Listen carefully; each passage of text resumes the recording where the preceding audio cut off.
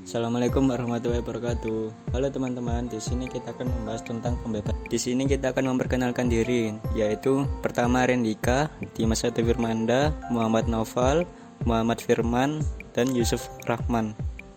Materi pertama yaitu latar belakang. Pada 1949, KMP memutuskan masalah Irian Barat akan diselesaikan 1 tahun setelah penyerahan kedaulatan, tetapi Belanda terus menunda. Faktor yang menyebabkan Belanda menunda penyerahan Irian Barat.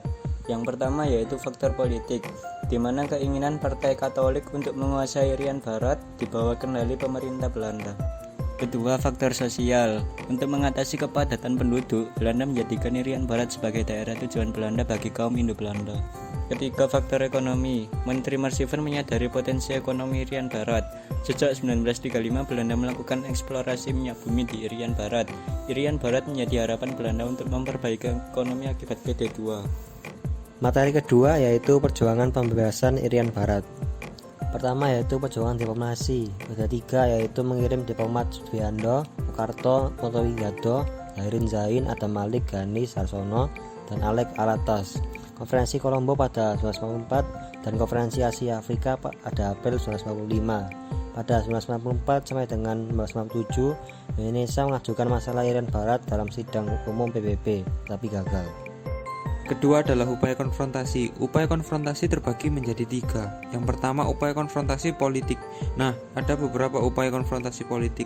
Yang pertama, membatalkan hasil KMP secara sepihak.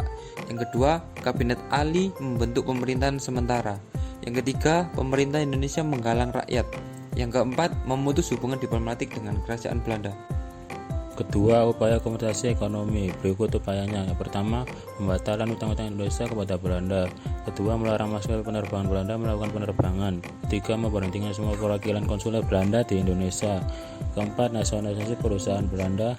Kelima, pemerintah Indonesia juga memindahkan pasar komoditas Indonesia. Ketiga, upaya kompensasi militer.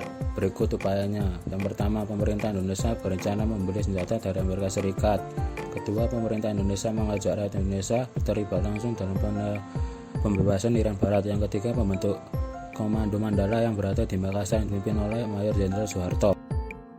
Pelaksanaan penentuan pendapat rakyat Papera 1 dilaksanakan pada 14 Juli 1969 sampai 4 Agustus 1969 yang diatur oleh Brigjen Sarwo Edi Wibowo. 2 dilaksanakan di tiap kabupaten di Irian Barat.